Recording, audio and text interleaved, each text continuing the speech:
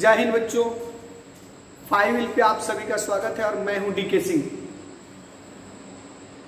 Physics की 12th level की जो इलेक्ट्रोस्टैटिक्स चल रही थी उसके अगले लेक्चर को यानी 6th नंबर लेक्चर को मैं आपके सामने जो है रखूंगा आज, और विश्वास है कि यह लेक्चर आपके कॉन्सेप्ट को और बेहतरीन बनाएगा। और यदि आपको थोड़ी बहुत कहीं दिक्कत भी हो तो मैं फिर वही बात रिपीट करूंगा कि आप मेरे पहले लेक्चर से कंटिन्यूअस 5वीं लेक्चर तक की क्लास को यानी वीडियो क्लास को देखें यूट्यूब पे, और जैसे ही आप वहां तक कंटिन्यूअस करेंगे 6ठी लेक्चर जो होगी आपकी पढ़ाई में जो है एकदम कंटिन्यूटी के साथ जो है जुड़ती हुई नजर आएगी। तो मैं एक छोटी सी बात के साथ क्लास को आगे बढ़ाता हूं कि मायूस होकर यूं ना शाम सा ढलते रहिए, मायूस होकर यूं ना शाम सा ढलते रहिए, जिंदगी वोर है सूरज सा निकलते रहिए, जिंदगी वोर है सूरज सा निकलते रहिए। एक पांव पे रुकोगे तो थक जाओगे ही, एक पांव पे रुकोगे तो थक जाओगे ही, धीरे धीरे ही सही मगर चलते रहिए। तो चलिए इसी के कड़ी में हम चलते हैं अपने सिलेबस की ओर। मैंने आपके सामने सबसे पहले एक छोटी सी क्वेश्चन रखी हुई है, आप पहले क्वेश्चन को स्क्रीनशॉट कर लेंगे। देखिए आज के लिए प्रॉब्लम नंबर 1 है, कह रहा है कि calculate the force between two charges when separated by a distance of 50 centimetre, यानी 50 सेंटीमीटर की सेपरेशन है दोनों चार्ज के बीच में। इन एयर इज 40 न्यूटन, यानी जब दो चार्ज पार्टिकल एक दूसरे से हवा में 50 सेंटीमीटर की दूरी पर रखे गए हैं तो उनके बीच जो फोर्स लगती है वो 40 न्यूटन 40 न्यूटन की लगती है। करे कि what will be the force, what will be the force between them if the distance becomes 25 centimetre, यानी दोनों के बीच में फोर्स कितना होगा जब उनके बीच की दूरी को जो है 25 सेंटीमीटर कर दिया जाता है। डेट मीन्स चार्ज नहीं बदला जाता है। बहुत सारे बच्चे सोचेंगे कि यार इसका हिंदी नहीं लिखे हैं, तो बाबू मेरे जब न्यूमेरिकल की बात आती है तो वहां हिंदी इंग्लिश बहुत मायने नहीं रखता है। मैं आपको थ्योरी की जो भी बातें होगी उसको Hindi English A to Z लिखूंगा। न्यूमेरिकल तो बस आपको कॉन्सेप्ट समझना है, फॉर्मूले को याद रखना है, उसको अप्लाई करना है, थोड़ी कैलकुलेशन को जानना है। तो इसलिए बहुत भाषा में फंसने की जरूरत नहीं है, फिजिक्स के ओरिजिनल कॉन्सेप्ट तक पहुंचने की जरूरत है। और मुझे विश्वास है कि आप भाषा पर नहीं ध्यान दे करके फिजिक्स के ओरिजिनल कॉन्सेप्ट पर ध्यान देंगे। तो चलिए फिर से सोच लीजिए, कह रहे कि कितने चार्ज है बाबू मेरे, दो चार्ज पार्टिकल हैं जिनके बीच की इनिशियल डिस्टेंस कितना है 50 सेंटीमीटर है। तो इस स्थिति में उनके बीच में 40 न्यूटन का बल लगता है, और जब बीच की दूरी को घटा करके कह लीजिए एक तरह से डिक्रीज करके जो है 25 सेंटीमीटर कर दिया जाता है, तो आपको बताना है कि फोर्स कितना होगा। तो इसके लिए मैं आपको पहले एक छोटा सा एक कॉन्सेप्ट रखूंगा, उसके बाद फिर हम लोग इस क्वेश्चन को रखेंगे, इन्हें सॉल्व करेंगे। तो उस कॉन्सेप्ट को पहले हम लोग सीखते हैं। चलिए कि सोचो मेरे बाबू,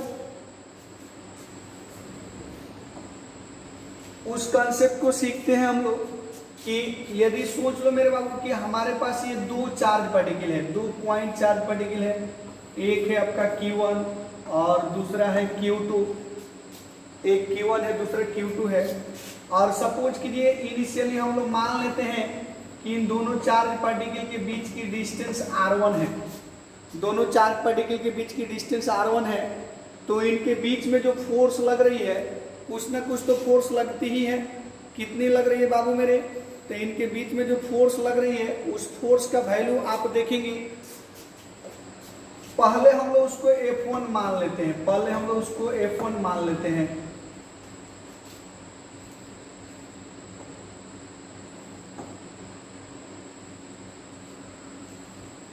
मान के चलिए बाबू मेरे पास इसको हम लोग सॉल्व करने से पहले यानी जो क्वेश्चन है आपका देखिए करेंगे, calculate the force between two charge when separated by A distance of 50 centimetre, यानी कि दो चार्ज के बीच में आपको फोर्स बताना है।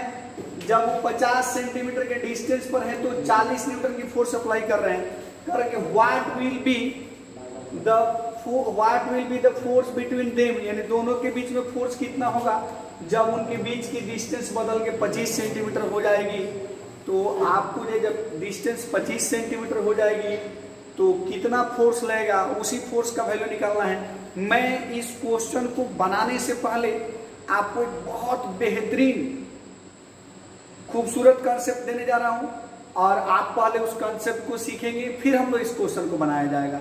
विश्वास है कि आप उस कॉन्सेप्ट को सीखेंगे, इसलिए मैंने भाषा में बहुत ज्यादा बातें नहीं लिखी है। हमको छोटी छोटी कॉन्सेप्ट पे ध्यान देना है, जिससे कूलम्ब्स लॉ के क्वेश्चन जो है आप देखते देखते जो है बड़ी आसानी से सॉल्व कर सके। तो चलिए बाबू मेरे देखते हैं, मेरे पास एक चार्ज पार्टिकल है, ये 2 पॉइंट चार्ज पार्टिकल है, एक मान लीजिए Q1 है और दूसरा जो है Q2 है, ठीक है। इनिशियली बाबू मेरे मान लीजिए कि इसके बीच की जो डिस्टेंस है उसको हम लोग R1 रख लेते हैं। तो इन दोनों चार्ज के बीच में जो भी फोर्स लगेगा, ये चार्ज इस पर फोर्स लगाए या ये चार्ज इस पर फोर्स लगाए, उस फोर्स के मैग्नीट्यूड को हम लोग कुछ समय के लिए F1 मान लेते हैं। कितना, charge Q1 Q2, distance R1 और फोर्स कितना बाबू मेरे F1 मान लेते हैं। अब समझिए कि बिल्कुल इसी अरेंजमेंट को रखना है। चार्ज बिल्कुल आपको Q1 ही लेना है, सेकेंड वाला चार्ज आपको Q2 ही लेना है और बीच की दूरी को हम लोग चेंज कर दे रहे हैं। हो सकता है कि पहले से थोड़ा कम कर दे रहे हो, या ये भी हो सकता है कि पहले से थोड़ा बड़ा कर दें। तो इस सिचुएशन में दोनों चार्ज पार्टिकल के बीच में लगने वाला फोर्स कितना होगा, अगर उस फोर्स को बाबू मेरे हम लोग F2 मान लेते हैं। क्या मान लेते हैं? F2। तो आपको पूछा जाएगा कि आप बताइए कि F2 का वैल्यू कितना होगा। ऐसे क्वेश्चन आपके सामने रखे जा सकते हैं, या इसी टाइप का ये क्वेश्चन आपके सामने रखा भी गया है। तो पहले हम इस कॉन्सेप्ट को सीखते हैं। सबसे पहले आप बताइए, जब ये दोनों चार्ज एयर में है या वैक्यूम में है, तो बाबू मेरे इसके बीच जो लगने वाले फोर्स है, उस फोर्स को अगर हम F1 मान लें तो F1 का वैल्यू कितना लिखेंगे बाबू मेरे? K बोले तो 1/4 पाई एप्सिलॉन, या जो भी मीडियम हो दोनों के लिए सेम है। तो K लिख देंगे, Q1 लिखेंगे, Q2 लिखेंगे, बाई कितना लिखेंगे? तो R1 का स्क्वायर। यहाँ K डाइलेक्ट्रिक कांस्टेंट नहीं, बल्कि यहाँ K जो है 1/4 पाई एप्सिलॉन नॉट, या एप्सिलॉन को इंडिकेट करेगा। यानी इसको भी हम लोग K से इंडिकेट करते थे, जैसे कि आप जानते हैं। तो इसको आप एक इक्वेशन मान लीजिए। सेकेंड कंडीशन में, यानी अगेन कह सकते हैं कि सेकेंड कंडीशन में आप क्या करेंगे मेरे बाबू, जब दोनों चार्ज पार्टिकल के बीच की डिस्टेंस को हम लोग चेंज कर दे रहे हैं और चार्ज बिल्कुल सेम है, मीडियम भी बिल्कुल सेम है, तो इस कंडीशन में जो फोर्स लगता है उसको अगर हम F2 मान लें तो F2 का वैल्यू कितना हो जाएगा? K हो जाएगा, फिर ये Q1 रहेगा, फिर ये Q2 रहेगा, बट डिस्टेंस बदल के R2 के स्क्वायर हो जाएगी और ये आपका इक्वेशन नंबर 2 हो जाएगा। तो आप देखें, इसमें आपके पास F1 का वैल्यू मिल गया, F2 का वैल्यू मिल गया। कोशिश करके एक बार एक स्क्रीनशॉट ले लीजिए या कॉपी कलम लेके बैठे मेरे साथ। मैं बहुत प्यार से पढ़ाने वाला हूँ, मेरे पास कोई बहुत हड़बड़ी नहीं है। जरूरत पड़ेगी तो मैं एक दिन में 3-3 लेक्चर दे दूंगा आपके, आराम से घर पे पढ़ते रहेंगे, क्या दिक्कत है। लेकिन तत्काल आप धीरे धीरे जो है पहले ऑनलाइन पढ़ाई की जो है तरीके को समझें, पढ़ाई के साथ धीरे धीरे जुड़ना सीखें। अगर जरूरत पड़ेगी तो हम लोग बड़े लेक्चर के रूप में पढ़ेंगे, या एक ही दिन में 2 से 3 लेक्चर छोटे छोटे करके दिए जाएंगे, ताकि आप आराम से पढ़ सकें। बट आप पढ़ना शुरू तो कर दें, एक बार शुरू तो कर दें। हमारी पूरी टीम आपके लिए धीरे धीरे तैयार हो रही है। एक के बाद एक लगभग सारे जो है यानी कि सिलेबस की टीचर हमारे जो है आपके सामने आते चले जाएंगे। Math, physics, chemistry, even arts, यहाँ तक कि हम लोग की जो प्लानिंग है, आपको मैं बता दूं कि नर्सरी से लेकर के यूपीएससी तक की तैयारी करने वाले बच्चों के लिए जो है क्लासें चालू की जाएगी। इसमें बारी बारी धीरे धीरे थोड़ी सी वक्त लगेगी, क्योंकि हम लोग अभी नए हैं इस सेक्टर में।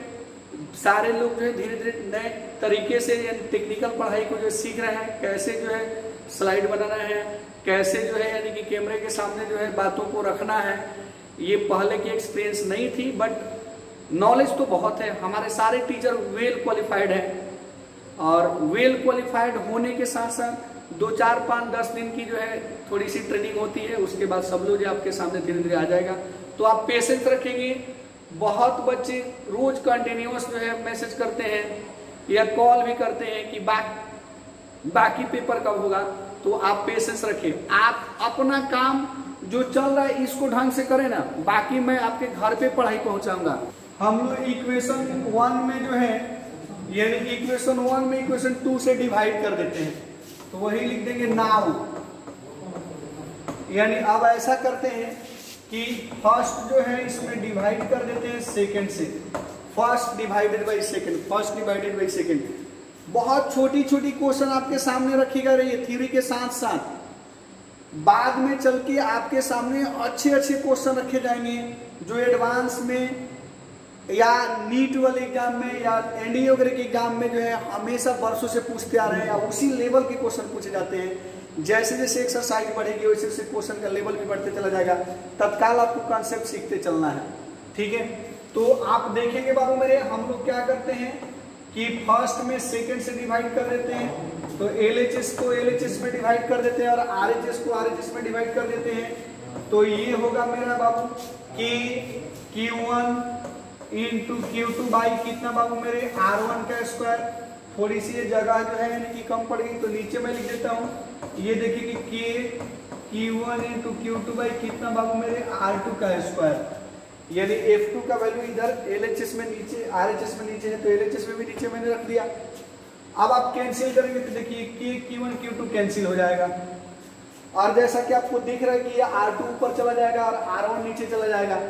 अगर आप लिखते रहे मेरे साथ साथ तो लिखते चलिए, अदरवाइज स्क्रीनशॉट टाइम पे लेते चलेंगे। फिर मैं इसको थोड़ा यहाँ लिखता हूँ, ध्यान देंगे मेरे साथ साथ फ्रीक्वेंसी मिला के चलना है, भटकना नहीं है। ये F1 by F2, F1 by F2, F1 by F2 की बात करूं बाबू मेरे, तो आप देखो ये R2 ऊपर चला जाएगा। R2 कहाँ चला जाएगा? R2 ऊपर चला जाएगा, और R1 किधर चला जाएगा? तो R1 नीचे चला जाएगा। और आप देखो दोनों में स्क्वायर है, तो मैं दोनों के स्क्वायर को कॉमन लिख देता हूँ, मैं दोनों के स्क्वायर को कॉमन लिख देता हूँ। या ये भी चल हो सकता है, छोड़ो बाबू मेरे, हम लोग इसको ऐसे करते हैं, इसको हम लोग ऐसे भी लिख सकते हैं।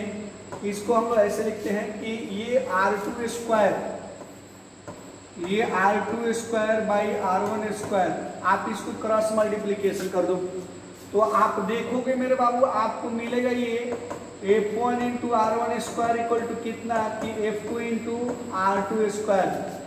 डेट मीन्स आप समझ सकते हो कि अगर R का वैल्यू जो है, यदि R यानी R1 का वैल्यू अगर R2 से बड़ा है तो जरूर F1 का वैल्यू F2 से बड़ा होगा, यानी छोटा होगा। कि if R1 is greater than R2, समझ लेना। यहाँ देखो R1 का स्क्वायर जो अगर बड़ा हो रहा है R2 के स्क्वायर से, तो उस कंडीशन में अगर ये बड़ा है तो ये छोटा हो जाएगा, तो F1 जो होगा लेस देन हो जाएगा F2 से। ऐसे भी छोटे से क्वेश्चन आपसे पूछे जा सकते हैं। यदि if R1 is greater than R2, यदि R1 का वैल्यू R2 से बड़ा हो तो F1 का वैल्यू F2 से छोटा हो जाएगा। ऐसे ऑब्जेक्टिव क्वेश्चन आपसे बनाए जा सकते हैं। फिर आप ये देखेंगे, मैं थोड़ा सा और इसको इरेज करता हूं, इधर आप ध्यान देंगे, मैंने इसका यूज कर लिया है। आप इधर ध्यान देंगे बाबू मेरे लाल लालियों, क्वेश्चन से बिल्कुल नहीं डरना है। जब भी बात न्यूमेरिकल की आए, तो जब न्यूमेरिकल आपको टफ लगता है तो थोड़ी सी कंसंट्रेशन बढ़ा लेना है, थोड़ी सी स्पीड को मैं कम कर दूंगा, एकदम प्यार से धीरे धीरे आपके सामने रख दूंगा, तो समझ में तो आएगा ही। और तो बस आपको करना क्या है कि थ्योरी को बेहतरीन तरीके से समझना है।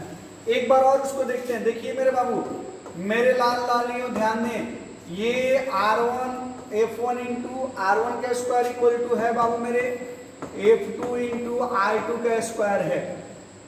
आपको F2 लेना है तो ऐसा करते हैं, R2 को इधर भेज देते हैं। अगर मेरे को F2 निकालना हो तो हम लोग क्या करेंगे बाबू मेरे, R2 को इधर भेज देंगे, R2 को इधर भेज देंगे, यानी ये R2 नीचे चला जाएगा और ये एक साथ अगर रख देते हैं तो ये हो जाएगा F1। आपके लिए ये भी फार्मूला हो गया, यानी ये एक फार्मूला हो गया। आप इसको ऐसे भी लिख सकते हैं या आप चाहें तो F2 का वैल्यू ऐसे भी लिख सकते हैं, ये दोनों का होल स्क्वायर कॉमन कर दें तो R1/R2 का होल स्क्वायर इंटू F1 भी लिख सकते हैं। तो इस फार्मूले को आप जरूर नोट कर लेंगे। ये जो क्वेश्चन रखा गया है बिल्कुल इसी पर रखा गया है। मैं अब अपने क्वेश्चन को आपके सामने सॉल्व करके रखता हूँ, पहले आप इसको स्क्रीनशॉट ले लें या दिक्कत होगा। अगर इसमें दिक्कत होती है तो आप वीडियो को जो है फिर दोबारा देख लेंगे, पहले आप मेरे साथ साथ देखिए। दूसरी बार, तीसरी बार, चौथी बार ऑनलाइन पढ़ाई तो और मजेदार है, जब मर्जी करें, जब थोड़ी सी डाउट लगे तब उसको एक बार देख लो, है कि नहीं। तो आप स्क्रीनशॉट ले लेंगे इसको।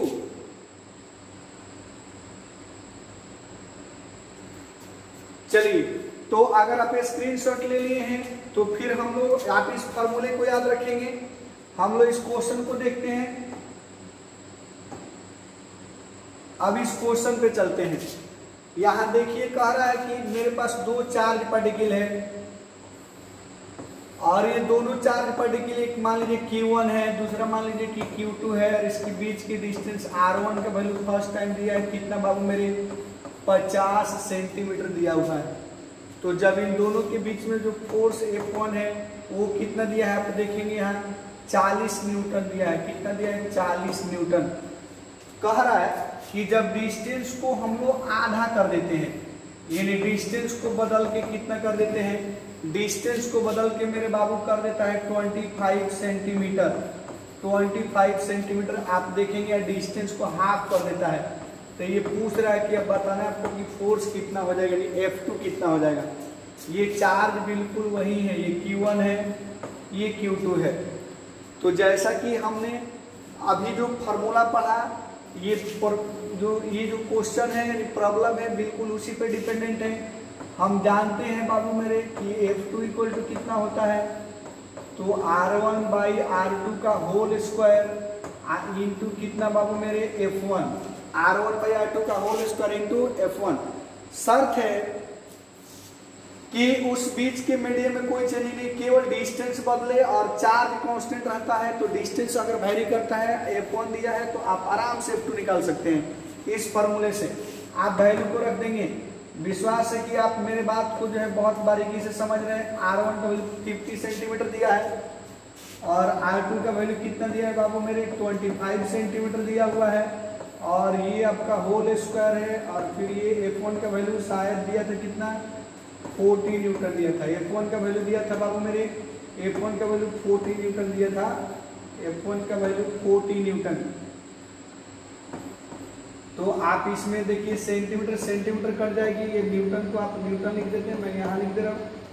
और ये 2 टाइम्स में कैंसिल हो जाएगा, यानी 2 बार में कट जाएगा। आप 2 का स्क्वायर करेंगे तो ये 4 हो जाएगा, फिर ये 40 हो जाएगा न्यूटन। आप जब इसको मल्टीप्लाई करेंगे तो कितना हो जाएगा मेरे बाबू, तो ये 4 जाए कितना हो जाएगा 16, और ये 0, फिर ये न्यूटन, फिर ये आंसर। यानी आप समझ गए कि जो आपके सामने प्रॉब्लम रखा गया है ये बहुत आसान क्वेश्चन है, बहुत आसान क्वेश्चन है। न्यूमेरिकल से नहीं भागना है, डरना नहीं है। न्यूमेरिकल छोड़ के भाग जाना जो है समस्या का सॉल्यूशन नहीं है। समस्या का सॉल्यूशन है कि जो बातें नहीं समझ में आती उसको बार बार देखना, उसको बार बार रिपीट करना, धीरे धीरे आसान हो जाएगी। और वैसे भी तो हम लोग काफ़ी इजी क्वेश्चन रख रहे हैं। अभी तो ये क्वेश्चन काफ़ी इजी है, बट ये कंसेप्ट आपको बहुत आगे तक ले चलेगी। तो चलिए मैं इसी पर बेस्ड जो है एक और क्वेश्चन आपको, यानी इस टाइप के क्वेश्चन, इससे रिलेटेड क्वेश्चन मैं यहाँ प्रॉब्लम नंबर 2 लिखा हूँ। मैंने स्लाइड को जो है यानी खाली रखा है इसलिए कि मैं खुद से जो है आपके सामने क्वेश्चन रखने की कोशिश कर रहा हूँ। आप इस बात को देखेंगे कि कैसे, जैसे बाबू आपको देता है कि मान लीजिए कि एक चार्ज पार्टिकल है, ये है Q1, और एक दूसरी चार्ज पार्टिकल है, ये है Q2, और इसके बीच की डिस्टेंस जो है फर्स्ट ऑफ ऑल रखी जाती है। मान लीजिए फर्स्ट ऑफ ऑल इसके बीच की डिस्टेंस जो है R1 जो आप ले रहे थे उस R1 के वैल्यू को हम लोग R रखते हैं, उस R1 के वैल्यू को क्या रखते हैं, R रखते हैं। और इस कंडीशन में यहाँ दे रहा है कि फोर्स जो है 100 न्यूटन लगता है, फोर्स जो है 100 न्यूटन लगता है। अब कह रहा है कि जब इसके बीच की डिस्टेंस को r/2 कर देते हैं, कितना कर देते हैं, r/2। अब आपको बताना है कि इसके बीच में जो नया फोर्स लगता है F2 का वैल्यू कितना है। जल्दी से आप इसको सॉल्व करें और कमेंट करके आंसर बताएं। यानी डिस्टेंस को हम लोग r/2 कर देते हैं, हाफ कर देते हैं, तो आपको कमेंट करके आंसर बताना है। 5 सेकंड का समय रखा है आपके लिए। चलिए मैं ऑप्शन भी आपके लिए लिख देता हूं। ऑप्शन नंबर 1 में आप जानेंगे कि ये कह रहा है कि 100 न्यूटन। दूसरा कह रहा है आपका कि 200 न्यूटन।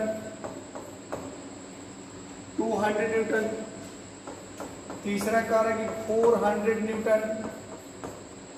और चौथा क्वेश्चन कह रहा है कि 800 न्यूटन। अब आप दिमाग लगाएं, जल्दी से आप जो है कमेंट करके आंसर दें। इसका आपको खुद बनाना है। F1 का वैल्यू 100 है, R1 का वैल्यू R है, R2 का वैल्यू को हम लोग हाफ कर देते हैं, यानी r/2 कर देते हैं, तो F2 का वैल्यू कितना होगा आपको खुद से लिखना है। इसको बहुत भाषा के चक्कर में नहीं पड़ना है। आप क्वेश्चन देखें, आंसर बनाएं। चलो, तो काफी बच्चों का बहुत सुटेबल आंसर आ रहा है। बहुत अच्छा, बहुत अच्छा, बहुत अच्छा मेरे लाल ललियों, अति सुंदर। तो चलो मैं सामने रख भी देता हूँ। जिन बच्चों को थोड़ी बहुत प्रॉब्लम है आप देख लो, इसको मैं सामने रख देता हूँ। हम लोग पढ़े थे कि F2 बराबर कितना बाबू मेरे, R1/R2 का होल स्क्वायर इंटू कितना बाबू मेरे, F1 इंटू F1। तो R1 का वैल्यू कितना है, R1 का वैल्यू कितना है, R है। R2 का वैल्यू कितना है बाबू मेरे, R/2 है। R2 का वैल्यू कितना है, R/2 है। और इसका होल स्क्वायर की जगह होल स्क्वायर, और ये 100 न्यूटन ही है। तो आप ये R से R कैंसिल कर दोगे और ये 2 उलट के ऊपर चला जाएगा, तो 2 का स्क्वायर करोगे मेरे बाबू तो 4 हो जाएगा। और ये 100 न्यूटन इंटू 4 बोले तो ये 400 न्यूटन हो जाएगा। काफी बच्चे जो है बहुत सुटेबल आंसर बनाए हुए हैं।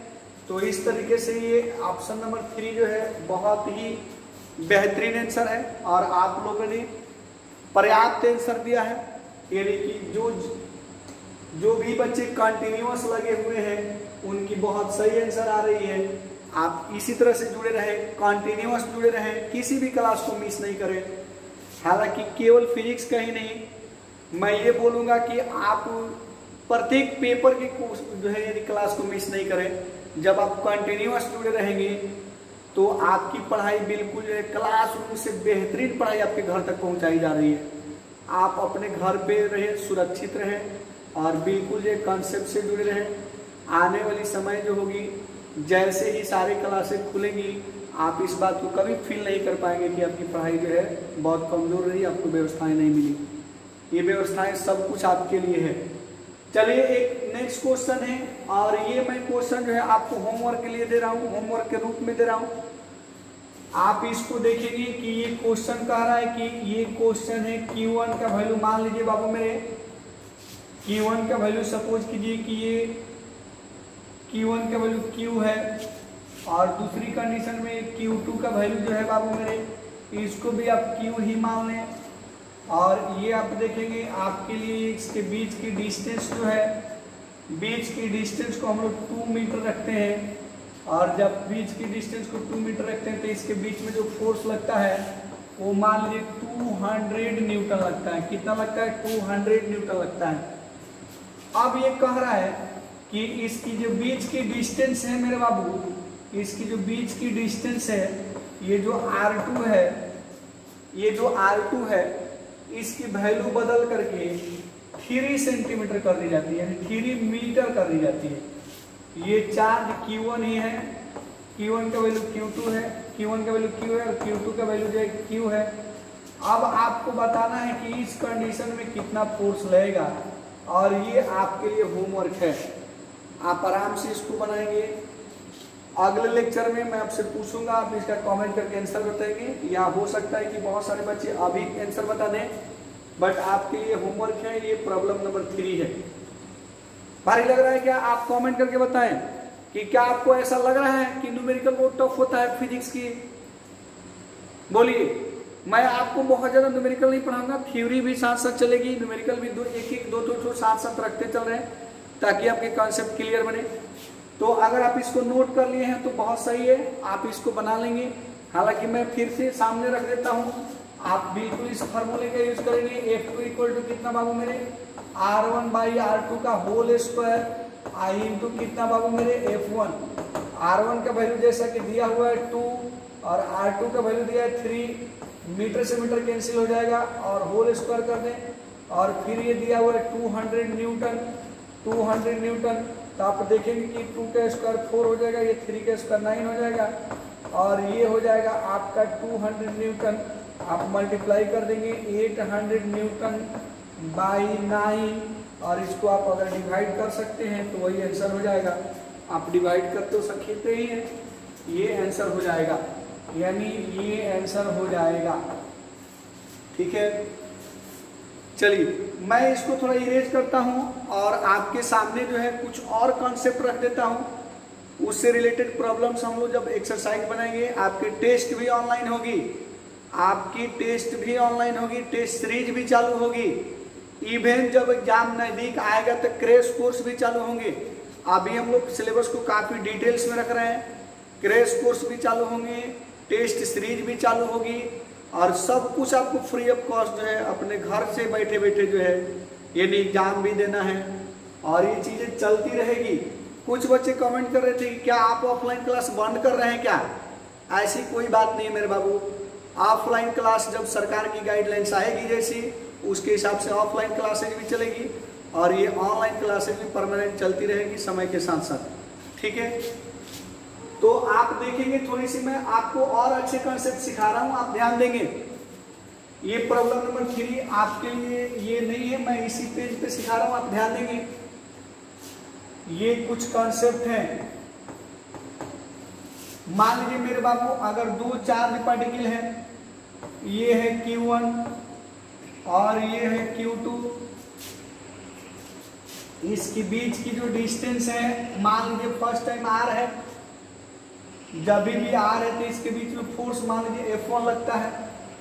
दूसरी स्थिति में जो बाबू मेरे इसकी जो है यानी ये चार्ज है Q1, ये भी चार्ज है Q2, बीच की डिस्टेंस R ही है, बस इसमें एक मीडियम हम लोग भर देते हैं, कोई ना कोई डाइलेक्ट्रिक मीडियम में जब इस चार्ज पार्टिकल को रख देते हैं, जिसकी डाइलेक्ट्रिक कांस्टेंट आप K या इप्सिलॉन R मान लेते हैं, तो इस कंडीशन में जो फोर्स F2 होता है उस F2 का वैल्यू कैसे लिखेंगे?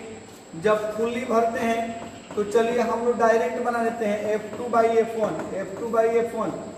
F2 का वैल्यू कितना मेरे बाबू?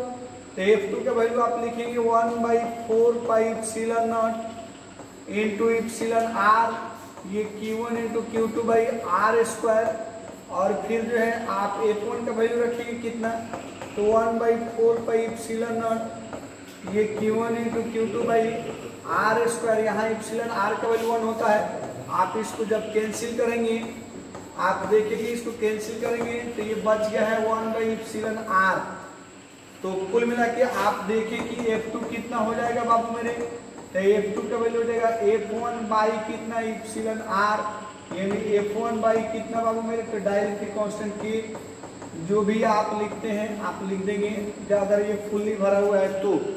पार्शियली के लिए मैंने आपको काफी बेहतरीन जो है कॉन्सेप्ट नेक्स्ट यानी पिछले लेक्चर में सिखाया था, यानी कि अगर पूरी फुल तरीके से नहीं भरी है तो आप उसको जरूर सीख लेंगे। आइए हम देखते हैं कि यदि मेरे बाबू इसमें सपोज कीजिए कि मीडियम भी भर देता है और दूरी को भी चेंज कर देता है, मीडियम भी भर देता है और दूरी को भी चेंज कर देता है, तो क्या करें? यानी मीडियम भी भरता है, डिस्टेंस को भी बदल देता है, तो इस कंडीशन में क्या होगा? तो ये देखेंगे नेक्स्ट कॉन्सेप्ट है आपके लिए कि मेरे पास एक चार्ज पार्टिकल है, ये Q1 है, दूसरी चार्ज पार्टिकल ये Q2 है, और इन दोनों के बीच की डिस्टेंस को हम लोग R1 मानते हैं। फर्स्ट टाइम जो डिस्टेंस है उसको R1 मानते हैं। मान के चलिए ये एयर में है, तो जो भी इसके बीच में फोर्स लगती है उसको F1 मान लीजिए। अब क्या करना है बाबू मेरे कि क्वेश्चन में क्या करता है कि आप इसके बीच की डिस्टेंस को बदल देता है। चार्ज बिल्कुल सेम रखता है, ये Q1 और Q2 बीच के डिस्टेंस को बदल देता है, साथ साथ इसमें कोई डाइलेक्ट्रिक मीडियम भी भर देता है, यानी ये किसी अदर मीडियम में शिफ्ट कर देता है जिसकी डाइलेक्ट्रिक कांस्टेंट एप्सिलॉन R है।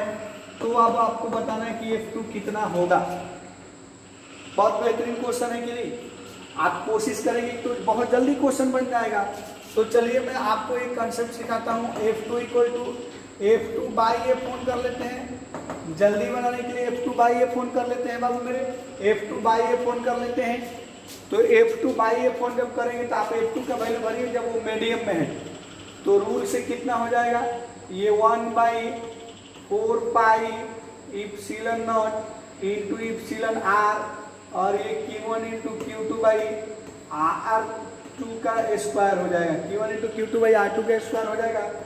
और जब वो एयर में है तो इस सिचुएशन में कितना होगा बाबू मेरे, 1/4 पाई इप्सिलॉन नॉट हो जाएगा, ये Q1 इंटू Q2 बाई हो जाएगा R1 का स्क्वायर। तो आप देखेंगे कि ये दोनों चार्ज का प्रोडक्ट कैंसिल हो जाएंगे। ये 1/4 पाई एप्सिलॉन से 1/4 पाई एप्सिलॉन नॉट कैंसिल हो जाएगा। यहाँ एप्सिलॉन R भी बचा हुआ है और R2 का स्क्वायर भी बचा हुआ है। मीन्स आप बहुत बारीकी से देखेंगे तो F2 by F1 equal to कितना है मेरे बाबू। मेरे लाल लालियों कमेंट करें और उस को जो है यानी कमेंट को भी जो है पॉजिटिव वे में रखें। मैं ये नहीं कहता हूँ कि आप कमेंट नहीं करें, बट कमेंट को जो है पॉजिटिव डायरेक्शन पढ़ाई से जोड़ के करें कि किसका कितना आंसर आता है। यहाँ पर आपके और हमारे बीच में एक दूसरे को जोड़ के रखने का जरिया ये मैसेज ही है। और मैसेज के मैं सभी बच्चों के मैसेज को मैं रिप्लाई करके आंसर भी नहीं दे सकता, इसलिए कि अगर मैं सबका मैसेज पढ़ने लगूंगा, सबका नाम रख के जो है यानी उसका आंसर देने लगूंगा, तो फिर आपकी पढ़ाई जो है बहुत कम कॉन्सेप्ट में मिलेगी और काफी लंबा समय लग जाएगा। ऐसे भी मैं आपको जो है बाई लैंग्वेज लेके एक साथ चलूंगा, तो जब लैंग्वेज 2 होंगे तो थोड़ा सा वक्त और भी ज्यादा लगता है। इसलिए आप अपना जो है काम करते रहे, मैं अपना काम करता रहूंगा, और हम दोनों एक दूसरे से जुड़े हुए हैं। इस बात को आप बिल्कुल ध्यान रखेंगे। बहुत सारे बच्चे कमेंट करके कह रहे हैं कि आप जो है कमेंट का आंसर नहीं देते, तो मैं तुम्हारे कमेंट का आंसर देने लगूंगा तो फिर ये पढ़ाई के आंसर तो काफी पीछे छूट जाएगा। बोलो कोई एक तो बच्चा है नहीं, 400-500 लोग का एक बार आता है कमेंट। तो आप समझो ये 1/एप्सिलॉन R इंटू R2 का स्क्वायर बाबू मेरे, और ये नीचे आ जाएगा कितना आपका, ये 1/R1 का स्क्वायर, 1/R1 का स्क्वायर।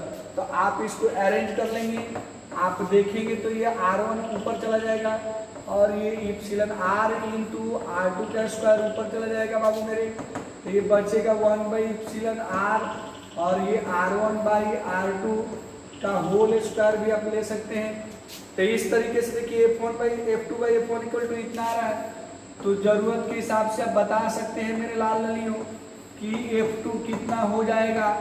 तो ये 1/एप्सिलॉन R रहेगा, ये डायरेक्टली कांस्टेंट रहेगा, इंटू मेरे बाबू R1/R2 का होल स्क्वायर रहेगा, और इंटू F1 भी रहेगा। तो ये आपके लिए एक शॉर्टकट फार्मूला हो जाएगा, बहुत बेहतरीन फार्मूला होगा। अगर मीडियम भी बदल देता है, दूरी भी बदल देता है, तो इस कंडीशन में ये डायरेक्ट्रिक कांस्टेंट से R1/R2 का होल स्क्वायर F1 रखें, डायरेक्ट्रिक कांस्टेंट से डिवाइड कर देंगे, इजीली F2 निकल जाएगा। आप इसको एक बार स्क्रीनशॉट ले लें, एक बार स्क्रीनशॉट ले लें ताकि आपका क्वेश्चन बहुत जल्द बनेगा। मैं आपके सामने एक छोटा सा क्वेश्चन भी रखता हूं, आप देखेंगे बाबू मेरे,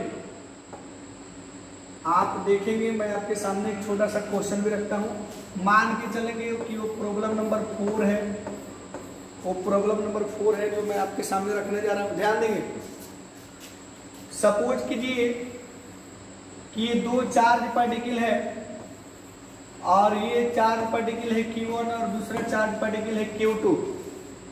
इसके बीच की जो डिस्टेंस है वो 3 सेंटीमीटर है, और इसके बीच में जो फोर्स लग रहा है वो फोर्स जो है सपोज कीजिए कि 15 न्यूटन का फोर्स लग रहा है, 15 न्यूटन का फोर्स लग रहा है। और उसके बाद आप फिर समझेंगे मेरे बाबू, मेरे लाल लाल ये ध्यान देंगे। अब क्या करता है कि इन दोनों चार्ज पार्टिकल के बीच की डिस्टेंस को बदल करके 2 सेंटीमीटर कर देता है। कितना कर देता है? 2 सेंटीमीटर। चार्ज बिल्कुल Q1 है, फिर ये Q2 है, और इसके बीच में एक ऐसा मीडियम भर देता है मेरे बाबू, ध्यान देंगे। इसके बीच में एक ऐसा मीडियम भर देता है जिसकी डाइलेक्ट्रिक कांस्टेंट जो है 4 है। डाइलेक्ट्रिक कांस्टेंट यूनिटलेस और डायमेंशनलेस क्वांटिटी है। डाइलेक्ट्रिक कांस्टेंट एप्सिलॉन r 4 है। तो अब आपको बताना है, कमेंट करके बताना है मेरे बाबू, मेरे लाल लाल ये बताना है आपको कि इसके बीच में जो फोर्स लगेगा उसका वैल्यू कितना होगा। ये क्वेश्चन हो गया, इसलिए मैंने बहुत ज्यादा भाषा का यूज नहीं किया है। आपको रियल कॉन्सेप्ट तक समझना है। फर्स्ट टाइम जो कंडीशन है ये है, सेकेंड टाइम कंडीशन ये है, आपको F2 का वैल्यू बताना है। 5 सेकेंड के अंदर आप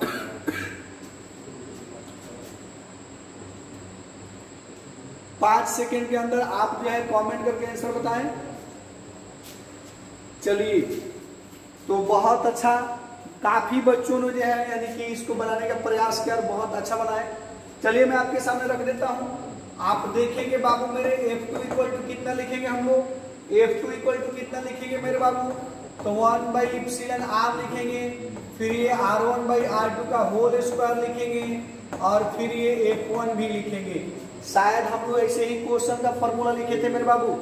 मेरे लाल लालियों, मेरे कबूतरों, आप देखो इसको, देखो ये 1/εr बोले तो 1/4, और R1 बोले तो बाबू मेरे R1 बोले तो 3 सेंटीमीटर, R2 बोले तो 2 सेंटीमीटर, और ये होल स्क्वायर का होल स्क्वायर, और F1 बोले तो 50 न्यूटन। F1 बोले तो बाबू मेरे 50 न्यूटन।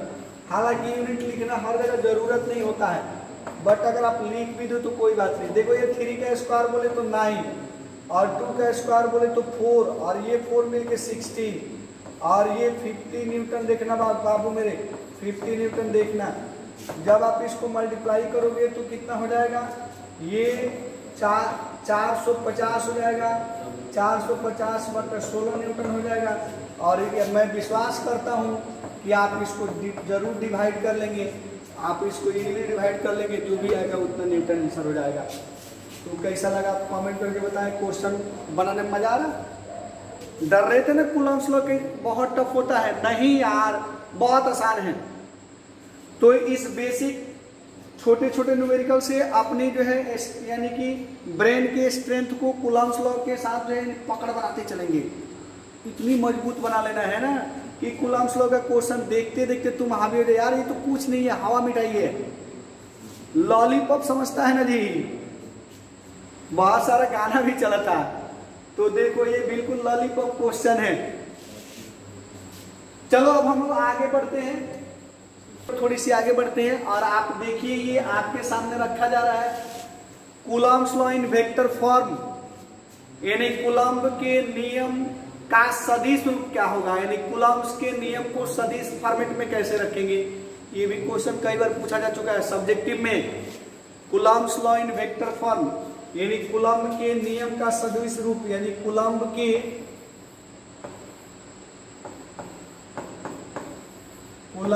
नियम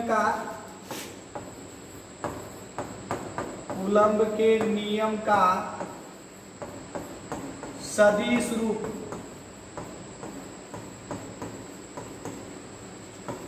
कूलम्ब के नियम का सदिश रूप। मैं आपको जो है इसमें कुछ कॉन्सेप्ट सिखाऊंगा, उसके बाद फिर हम लोग इस पर बात करेंगे, है ना बाबू मेरे। क्या आप सीखने के लिए तैयार हैं? यस और नो, यस और नो कमेंट करके बताएंगे। क्या आप इसको सीखना चाहते हैं कि केवल डेफिनेशन लिख के आगे बढ़ना चाहते हैं? बताइए। यदि आप सीखना चाहते हैं तो यस बताएं, यदि आप सीखना चाहते हैं तो यस कमेंट करें, नहीं करना चाहते हैं तो उसी तरह लगे रहें, मेरे साथ जुड़े रहें, कुछ ना कुछ जरूर सीख जाएंगे। ध्यान दीजिए, कर Coulomb's law in vector form, Coulomb's के नियम का जो वेक्टर फॉर्म में हम लोग कैसे यूज करेंगे, उससे पहले मैं आपको थोड़ी सी वेक्टर का कॉन्सेप्ट बताऊंगा, हालांकि वेक्टर एक चैप्टर जो है आपके लिए 11th की जब चैप्टर स्टार्ट हो रही है तो उसमें वेक्टर चैप्टर जो है सबसे पहले आपके सामने रखा जाएगा। तो वेक्टर को आप मजबूत बनाएंगे। जिन बच्चों को वेक्टर नहीं आता होगा उनके लिए 12th में जो है पढ़ाई थोड़ी सी मुश्किल हो जाएगी, बट मैं आपके पढ़ाई को मुश्किल होने नहीं दूंगा। जो भी जरूरी की कंसेप्ट होगी पहले मैं आपको सिखाऊंगा, उसके बाद ही सिलेबस को आगे बढ़ाऊंगा। तो आप बिल्कुल जुड़े रहे मेरे साथ जो है कंटिन्यूअस। हाँ, मैं इजी तो पढ़ाऊंगा नहीं, इजी तरीके से जरूर पढ़ा सकता हूं आपको, लेकिन इजी तरीका वो तब होगा जब आप मेरे साथ कंटिन्यूअस जुड़े रहेंगे, एक के बाद एक लेक्चर को लगातार देखेंगे, तब आपको जाकर के जो है ये इजी लगेगा। अदरवाइज पढ़ाई तो टफ लगेगी ही। चलिए, तो हम लोग पहले वेक्टर फॉर्म को जानने से पहले कुछ चीजें सीखते हैं। मान लो बाबू मेरे पास ये एक पॉइंट है, ये एक पॉइंट है, और इस पॉइंट पर हम लोग क्या करते हैं कि ये ओरिजिन मान करके एक एक्स एक्सिस ड्रॉ करते हैं, एक एक्स एक्सिस ड्रॉ करते हैं, और इसको आप यूं समझे कि इसको मैं वाई एक्सिस कंसीडर कर लेता हूं, इसको वाई एक्सिस कंसीडर कर लेता हूं, और ये XY प्लेन हो गया, यानी XY तल हो गया। इस तल में मान लीजिए बाबू मेरे यहाँ पर एक पॉइंट लेते हैं, सपोज कीजिए कि ये पॉइंट ए लेते हैं और एक पॉइंट यहाँ पर लेते हैं, इस पॉइंट को हम लोग बी ले लेते हैं, ठीक है। तो इस ओरिजिन से इस पॉइंट को मिलाने वाली एक वेक्टर होती है, उस वेक्टर को हम लोग पोजीशन वेक्टर कहते हैं। क्या बोलते हैं? पोजीशन वेक्टर बोलते हैं, उसको पोजीशन वेक्टर बोलते हैं। तत्काल बाबू मेरे आप इसको R1 मान लो, आप इसको R1 मान लो पोजीशन वेक्टर को। वेक्टर के ऊपर एरो हेड लगा के इंडिकेट करना है। मान लो बाबू मेरे इस ओरिजिन से पॉइंट बी को मिलाने वाली जो वेक्टर है, इस पॉइंट बी को मिलाने वाले वेक्टर को हम लोग R2 मान लेते हैं। क्या मान लेते हैं? R2 मान लेते हैं, ठीक है। तो अब A से B को जो मिलाने वाली वेक्टर होगी, A से B को जो मिलाने वाली वेक्टर होगी, अगर हम इसको R मान लें तो इस R के बारे में स्टडी करना है कि इस R का वैल्यू कितना होगा। तो एक रूल होती है, triangular law of addition of vector कहता है कि आप O से A पर जाओ और फिर A से B पर जाओ या O से B पर जाओ, बात बराबर मानी जाती है। यानी कुल मिला के आप यूं लिख सकते हो कि R2 की जो वैल्यू होती है वो वेक्टर फॉर्म में R1 प्लस R के बराबर होती है। तो आप बताओ R का वैल्यू कितना हो जाएगा मेरे बाबू? तो जो R का वैल्यू होगा आप इसको इधर ला दोगे तो ये R2 माइनस R1 के बराबर होगा, R2 माइनस R1 के बराबर होगा, R2 माइनस R1 के बराबर होगा। अब आपको इस बात को समझना है कि हम A से B की बात कर रहे हैं कि B से A की बात कर रहे हैं। अगर मैं इस R का डायरेक्शन इधर से दे दूं, यानी R का डायरेक्शन अगर मैं इधर से दे दूं, तो उस सिचुएशन में जैसे आप यहां पर देख लें, समझ लें इस बात को बारीकी से कि यदि मान लीजिए कि ये आपका R2 है और फिर ये आपका R1 है, ये R2 है, ये R1 है, और ये आपका जो पॉइंट B है और ये पॉइंट A है। अगर मैं इसको R मानता हूं तो इस कंडीशन में देखेंगे आपकी जो R1 होगा वो R2 प्लस R के बराबर होगा, यानी जो R1 होगा वो R2 प्लस R के बराबर होगा। तो फिर R का वैल्यू कितना होगा? तो इस कंडीशन में अगर इसको हम लोग R डैश मान लेते हैं, मान लीजिए, तो R डैश की जो वैल्यू होगी वो R1 माइनस R2 के बराबर होगा।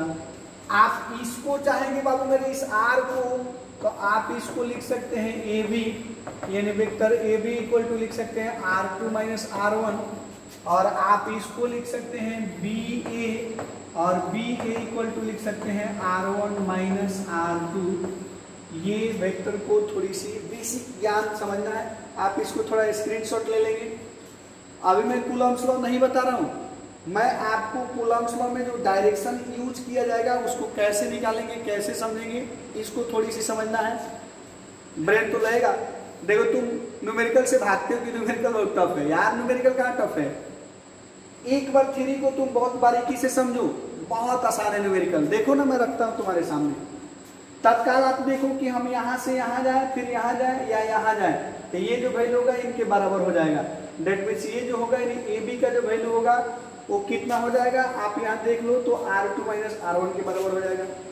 अगर मैं B से A पर जाता हूँ, जैसे कि मैंने यहाँ दिखा दिया है, B से A पर जाता हूँ तो R2 रखूंगा यहाँ पे बाबू मेरे, इस पे एरो छूट गया, R2 प्लस R डैश जो होगा इस R1 के बराबर होगा। यदि इतना प्लस इतना करेंगे तो R इस कंडीशन में R का वैल्यू कितना होगा, तो ये R1 माइनस R2 हो जाएगा। यानी A से B और B से A में जो है डिफरेंस होता है, ये सेम नहीं होता है। वेक्टर फॉर्मेट में दिशाओं का अंतर होता है। अगर आप इसको स्क्रीनशॉट ले लिए हैं तो मैं इसको थोड़ा सा इरेज करूंगा, बात को फिर से जो है थोड़ी सी आगे बढ़ानी है,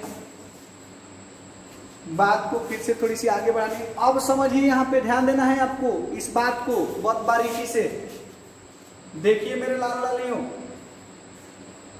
इस बात को समझना है कि अगर मान लो बाबू मेरे यहाँ पर ये 2 पॉइंट है, ज्यादा लोड नहीं लेना है, ये 2 पॉइंट है, ये है पॉइंट सपोज करो कि A और ये है पॉइंट B।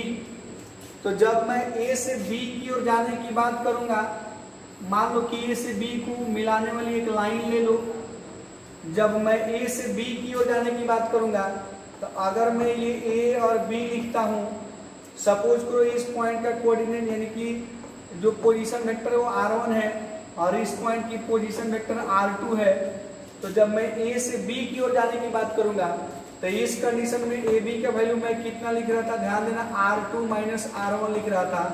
और A से B की जो यानी R2 माइनस R1 की जो डायरेक्शन होती थी वो A से B की ओर होती थी। और इसी बात को बाबू मेरे, आप इसी बात को ऐसे भी लिख सकते हो, AB लिखो, या इसी को आप R12 इक्वल टू लिख सकते हो, R12 इक्वल टू लिख सकते हो कितना बाबू मेरे, तो इसको आप लिख सकते हो R2 और माइनस R1 लिख सकते हो। यानी कि 1 से 2 की ओर जो वेक्टर होगी उसका वैल्यू कितना हो जाएगा, तो R2 माइनस R1 हो जाएगा। तो सेम टू सेम अगर मैं ये बोलूं कि ये बात समझ लो बाबू मेरे कि अगर ये पॉइंट A है, ये पॉइंट B है, इसकी पोजीशन वेक्टर सपोज करो, यानी इसकी पोजीशन वेक्टर जो है सपोज करो, इधर नीचे स्पेस कम है तो मान लो मैं यहाँ ओरिजिन माना हूँ, ये ओरिजिन है, ये आपका R1 है और ये आपका R2 है। बिल्कुल वैसे ही सपोज करो कि ये ओरिजिन है और ये आपका R1 है, ये आपका R2 है। अगर मेरे को B से A की बात किया जाए, अगर B से A की बात किया जाए तो उसको हम लोग मानेंगे R21 मानेंगे।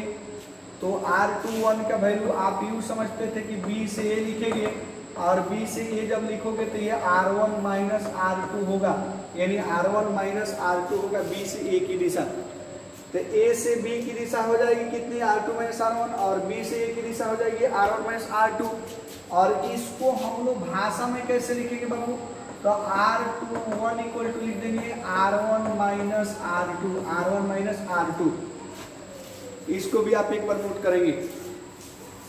थोड़ी सी कंफ्यूजन होगी लेकिन पेशेंस रखना। देखिए मैं आपके सामने कितने इजी तरीके से Coulomb's law in vector form रखता हूं, पहले आप इसको समझ लें। यानी R1 से R2 की ओर जब दिशा जाएगी तो R12 पढ़ेंगे, उसका वैल्यू R2 माइनस R1 होगा। और जब R2 से R1 की ओर जाएगी तो उसका वैल्यू जो R21 बोलेंगे उसको, और ये R1 माइनस R2 हो जाएगा। ये पोजीशन वेक्टर को इंडिकेट करेगा। आप बारीकी से इन दोनों बातों को दिमाग में भर लेंगे, इसको बहुत बारीकी से दिमाग में भर लेंगे। फिर हम लोग थोड़ा सा आगे बढ़ते हैं, देखते हैं इसको। मैं इसको इरेज कर देता हूं। आप समझिए कूलॉम्स लॉ क्या कहता है बाबू मेरे, कि मान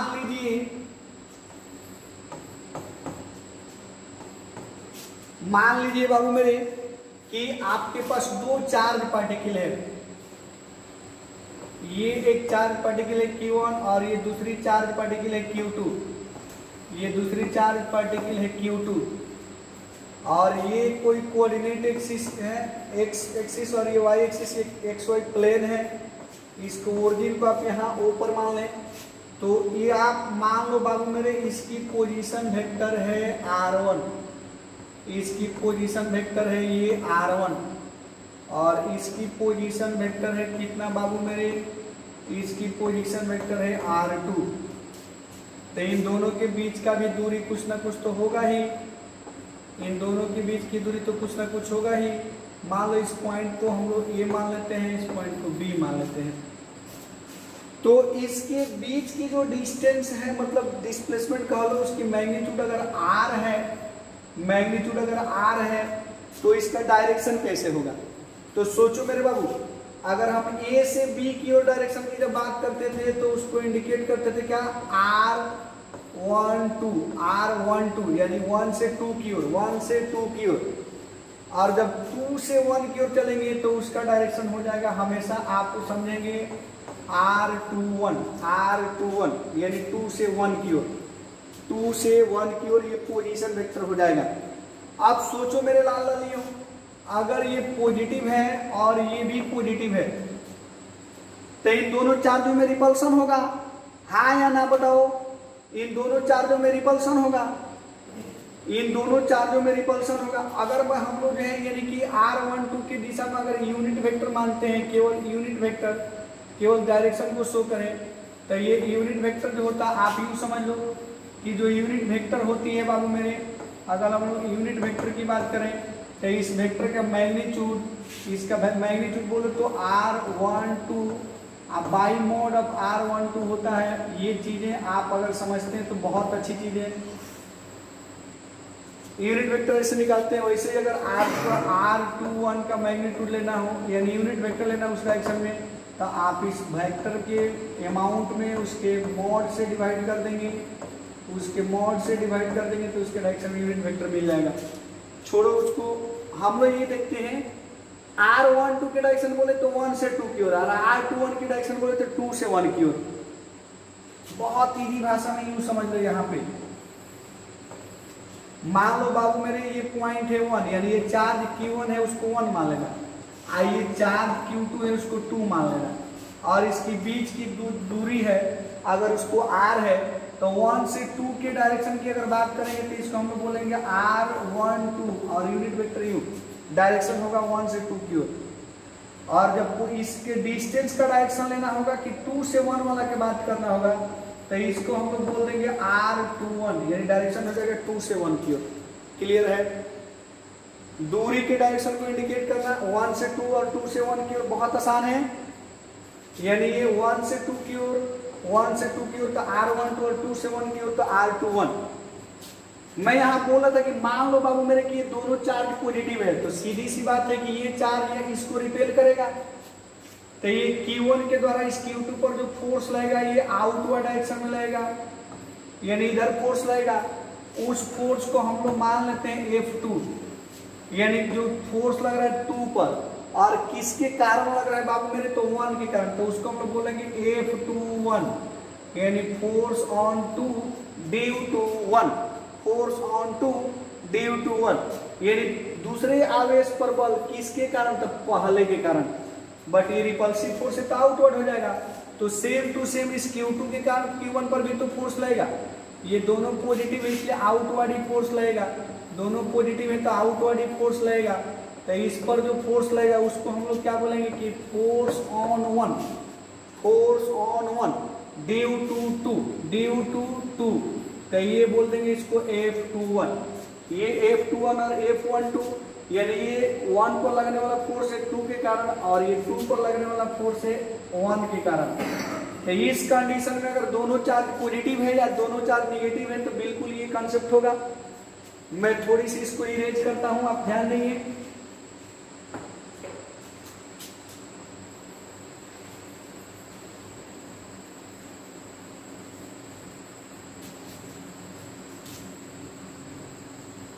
आप इसको ध्यान से देखेंगे, मैं इसको इरेज कर दे रहा हूं। तो चलिए बाबू मेरे, अगर मेरे को F12 का वैल्यू निकालना हो तो नियम से क्या होगा, रूल से क्या होगा, यानी फोर्स हम लोग जैसे कि कूलम्ब्स लॉ पढ़े हैं, तो Coulomb's law in vector form जो है यानी F12 force on 1 due to 2, तो ये फॉर्मूला होता है K बोले तो दोनों के बीच का मीडियम यानी 1/4 पाई एप्सिलॉन नॉट दोनों के बीच के मीडियम के लिए जो कंडीशन होगा उसको भर देंगे 1/4 पे एप्सिलॉन। और फिर बोलेंगे तो ये चार्ज कितना बाबू मेरे, तो ये Q1 Q2 बाय डिस्टेंस कितना, तो इसके बीच के डिस्टेंस कितना है, तो R मैग्नीट्यूड में बोलो तो R, ये डायरेक्शन के साथ, तो आप इसको R ही लिख सकते हो, तो ये R का स्क्वायर हो जाएगा।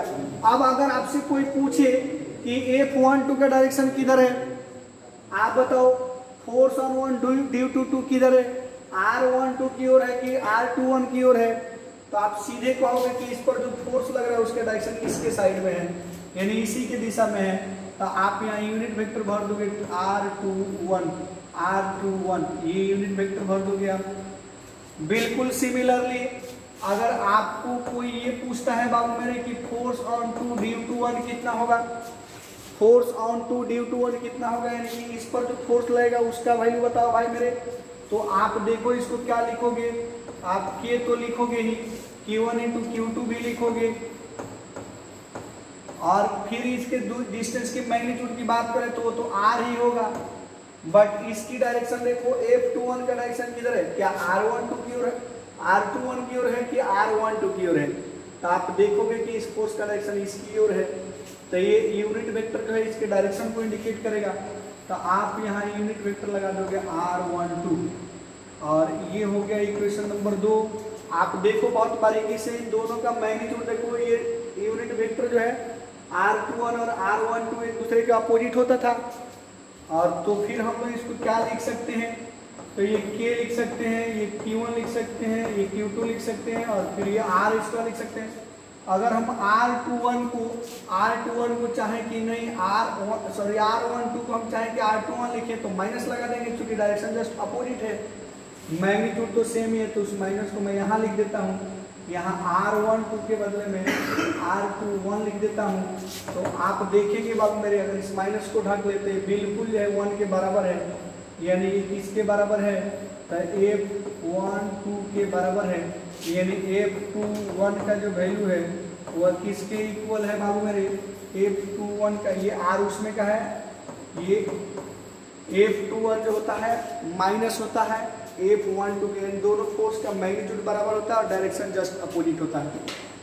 ये बात रहा कि अगर दोनों पॉजिटिव है तो या दोनों निगेटिव है तो तब तो ये सही है, बट अगर एक पॉजिटिव और एक निगेटिव होगा तो क्या करोगे, आप इसको स्क्रीनशॉट ले लो, यही Coulomb's law in vector form है। जब भी आपसे कहता है Coulomb's law in vector form तो आपको ये फिगर बनाना है और इतना लिख देना है, यहाँ लिख देना है फ्रॉम फिगर, क्या लिख देना है, फ्रॉम फिगर, आपको ये फिगर बनाना है और इतनी बातें लिख देना है, काफी है बाबू मेरे। आप इतना फिगर बना के अगर इतना लिख देते हो तो ये Coulomb's law in vector form है। फिर आगे हम लोग थोड़ा सा बढ़ते हैं, क्या हुआ, खत्म है का 4। तो जब भी आपसे Coulomb's law in vector form पूछता है बस आपको इतनी ही बातों को लिखना है, उससे ज्यादा दिमाग लगाने की जरूरत नहीं है। मैं इसको फिर से थोड़ा सा आपको और बेहतरीन तरीके से बताता हूं कि अगर ये दोनों चार्ज अपोजिट होगा तो क्या होगा, ये दोनों पॉजिटिव या दोनों निगेटिव है तब तो ठीक है, बिल्कुल ये कंडीशन है। अगर एक पॉजिटिव एक निगेटिव है तो क्या करेंगे, तो एक पॉजिटिव और एक निगेटिव है तो क्या करेंगे, तो चलिए मैं इसको एक बार इरेज कर देता हूं, आप फिर बारीकी से देखेंगे। देखिए बाबू मेरे, मान लीजिए कि एक चार्ज जो है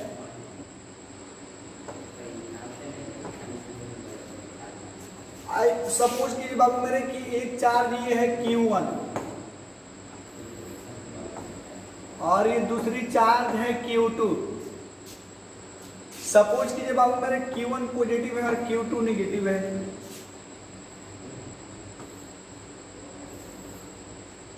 मान लीजिए इसका पोजीशन वेक्टर है R1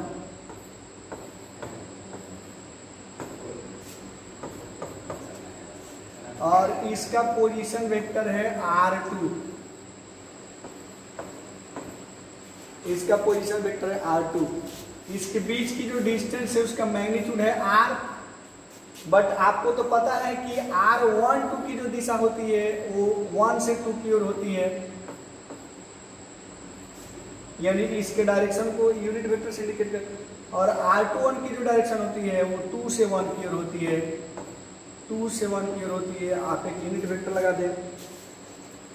आप बताइए ये पॉजिटिव है ये निगेटिव है, तो दोनों एक दूसरे को अट्रैक्ट करेंगे। यानी इस निगेटिव के थ्रू जो इस पॉजिटिव पर फोर्स लगेगा, इस निगेटिव के थ्रू इस पॉजिटिव पर जो फोर्स लगेगा, उस फोर्स को मैं देखिए थोड़ा सा, उस फोर्स को यानी इसके थ्रू इस पर जो फोर्स लगेगा बाबू मेरे, आप इसको बारीकी से समझेंगे देखेंगे। यानी इसके थ्रू जो इस पर फोर्स लगेगा, उस फोर्स को मैं मान लीजिए कि F मानता हूं, तो आप तो देखें कि फोर्स ऑन 1 है और ड्यू टू 2 है, तो हम इसको F को क्या लिखेंगे बाबू मेरे, F1 2, यानी फोर्स ऑन 1 ड्यू टू 2, और ये अट्रैक्टिव नेचर का है तो इनसाइड होगा। बिल्कुल वैसे ही अगर इस सेकेंड वाले चार्ज के थ्रू जो यानी Q1 के थ्रू जो Q2 पर फोर्स रहेगा, उसको आप क्या बोलेंगे, तो उसको आप बोलेंगे क्या बाबू मेरे, उसको आप बोलेंगे F21, यानी force on 2 due to 1 direction, तो इसकी अट्रैक्टिव नेचर का तो इनसाइड हो जाएगा। अब आपको बताना है, अब आपको इसमें बताना है बाबू मेरे कि इस कंडीशन में F12 और F21 का वैल्यू कितना होगा। तो अगर मैं लिखता हूं F12 यानी फोर्स ऑन 1 ड्यू टू 2, आप लिखिए इसका वैल्यू डायरेक्शन के साथ वेक्टर फॉर्मेट में लिखना है, तो हम तो बिल्कुल वही लिखेंगे K का वैल्यू 1/4 पे एप्सिलॉन लिख सकते हैं। ये Q1 इंटू Q2 बाई कितना बाबू मेरे R स्क्वायर है, डिस्टेंस कितना है, तो डिस्टेंस का मैग्नीट्यूड है R, तो R स्क्वायर लिख देंगे। बट इस फोर्स का डायरेक्शन आप देखिए, क्या ये फोर्स जो है R21 की दिशा में है या R12 के डायरेक्शन में है, तो जब भी एट्रैक्टिव नेचर का होगा तो इसका मीनिंग है यह जो फोर्स होगी ये R12 के डायरेक्शन में हो जाएगी। यानी अगर दोनों सेम सेम है तो समझो कि ये अट्रैक्टिव नेचर का फोर्स है, और अपोजिट अगर दिख रहे तो समझ लेना कि वो रिपल्सिव नेचर का फोर्स है। देखो मैंने तुम्हारे लिए कितना बारीक कॉन्सेप्ट रख दिया है। ये देखो मेरे लाल लालियो, ये सपोज करो force on 2 due to 1, force on 2 due to 1, यानी सेकंड पर जो फोर्स है पहले के कारण ये कितना है, तो मैग्नीट्यूड तो बिल्कुल वही रहेगा Q1 इंटू Q2 बाई कितना होगा बाबू मेरे R स्क्वायर, मैग्नीट्यूड हो गया ये। अब इसके डायरेक्शन की अगर बात की जाए तो डायरेक्शन देखो इसका F21 का डायरेक्शन जो है R21 के डायरेक्शन में, यानी ये हो जाएगा R21 हो जाएगा। आप इसको इक्वेशन 1 मान लोगे, इसको इक्वेशन 2 मान लोगे, और तुम दोनों मिलाओ फिर वही बात, ये R21 जो है R12 ये एक दूसरे से केवल डायरेक्शन की वजह से डिफर कर रहे हैं, तो ये Q1 into Q2 by R square, और जब आप R21 को R12 लिखोगे तो माइनस लगा देना, केवल डायरेक्शन चेंज कर रहे हो। और चलो ये आप इसको माइनस रहने दो, और फिर इसके बदले में यहाँ से देखो इतना के बदले में कितना लिख सकते हो, तो F12 लिख सकते हो, यानी F12 लिख सकते हो, तो ये होता है F21 equal to minus F12। तो Coulomb's law in vector form, अगर ये दोनों चार्ज एक दूसरे के अपोजिट है तो Coulomb's law in vector form इस फॉर्मेट में लिखेंगे, और दोनों चार्ज पॉजिटिव है तो इसके पहले जो हम लोगों ने लिखा था, अगर दोनों चार्ज बाबू मेरे, यदि दोनों चार्ज जो है सेम है, या तो पॉजिटिव है या नेगेटिव है, ये दोनों लाइक चार्ज है, तो इससे पहले जो कॉन्सेप्ट हम लोग सीखे थे बिल्कुल यही कॉन्सेप्ट आपको जो है, बिल्कुल यही concept Coulomb's law in vector form आपको जो है रखना है। और ये थ्योरी में कई बार क्वेश्चन पूछा जा चुका है, तो मैं विश्वास करता हूं कि Coulomb's law in vector form आप बहुत बारीकी से समझ गए होंगे। इसके बाद जो टॉपिक्स आएगी बाबू मेरे, उसको हम लोग सुपरपोजिशन थ्योरम के नाम से, सुपरपोजिशन जो है प्रिंसिपल के नाम से जानेंगे। तो जो सुपरपोजिशन प्रिंसिपल है वो अगले लेक्चर में रखी जाएगी, क्योंकि ये थोड़ी सी चीजें टेढ़ी हो सकती है किसी बच्चों के लिए, किसी बच्चों के लिए तो ये बहुत इजी है, बहुत सारे बच्चों को तो यहीं पे याद भी हो गया होगा। लेकिन इसके बाद वाली जो चैप्टर आएगी उसमें जो लेक्चर आएगी उसमें सुपरपोजिशन थ्योरम आपके सामने रखा जाएगा। और मैं इस लेक्चर को यहीं पे समाप्त करता हूं।